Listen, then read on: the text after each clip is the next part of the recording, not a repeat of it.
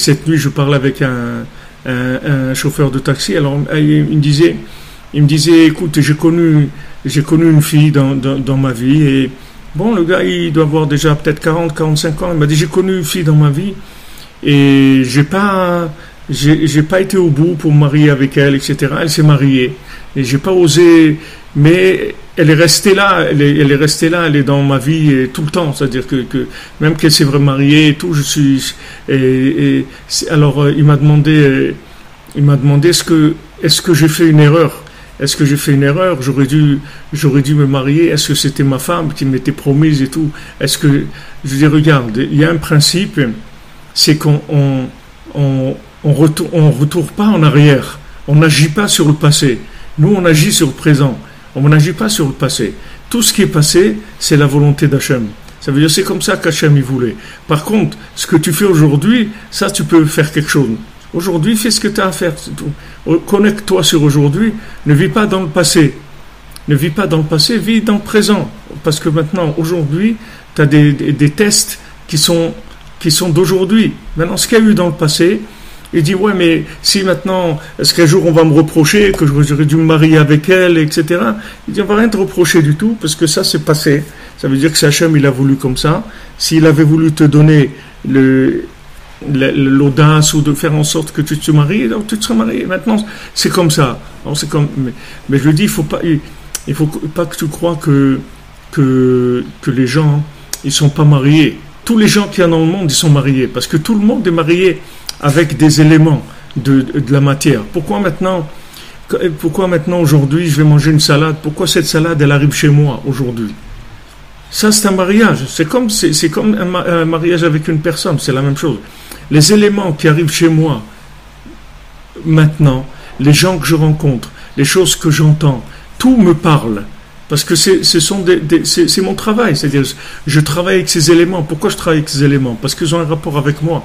C'est pas des éléments. C'est pas stamp, quelque chose qui vient comme ça. Ça aurait pu être autre chose. Ça peut pas être autre chose. Ça vient parce que ça vient être réparé pour moi, par moi, et ça attend mon intervention. Et ça, c'est tout ce que je traite toute la journée. Alors, je lui dis aussi que Rabbi Nachman dit dans Sefer Amidot que quand uniquement on parle de marier quelqu'un avec quelqu'un. Par exemple, on dit, tiens, cette personne-là, et je la vois bien avec celle-là, elle irait bien avec celle-là. Il dit, uniquement quand on fait ça, ça fait un rapport entre les individus. C'est-à-dire,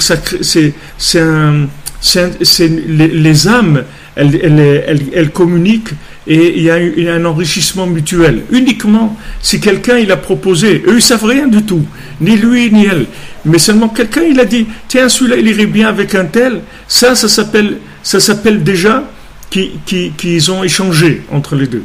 Alors des fois l'échange il va un petit peu plus loin, des fois la personne elle rencontre Mamash l'autre, des fois elle parle avec elle, et des fois ça s'arrête là, c'est tout.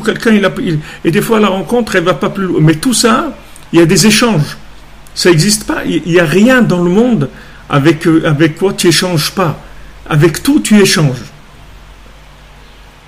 Rabbeinu nous dit que il faut pas lire dans un livre où il y a un hérétique qui a lu dans ce livre. Maintenant, même si ce livre-là il est bien, mais il y a un hérétique qui a lu dans le livre. Il dit le fait qu'il a lu dans le livre, il est là-bas dans le livre. Et quand tu viens lire dans ce livre, tu peux ramasser des restes de son hérésie dans le livre que tu lis. C'est pour ça tous les livres qu'on emprunte dans les bibliothèques nationales et tout, là-bas il y a à boire et à manger. C'est des trucs, combien de gens ils sont passés dans ces livres-là, combien ils ont laissé de trucs. Et d'un autre côté, quand maintenant tu lis dans un livre où c'est des gens bien, des tzadikim qui ont lu dans ces livres, pourquoi on attache une valeur à un livre? Par exemple, on dit voilà, ce livre il a appartenu à Rabbi Nathan, ou il a appartenu à un tzadik et tout. Voilà, j'ai le livre à la maison d'un tzadik et tout. C'est que le fait que maintenant ce tzadik-là il a lu dans ce livre, alors il s'est créé un rapport entre lui et ce livre-là. Donc ce rapport-là, il a créé une dimension qui reste tout le temps, qui est là. Et donc, quand tu lis après dans ce livre, ça peut t'amener des éléments que tu n'aurais pas eu si le livre il était neuf, ou encore moins si ce livre il avait appartenu à quelqu'un de pas bien.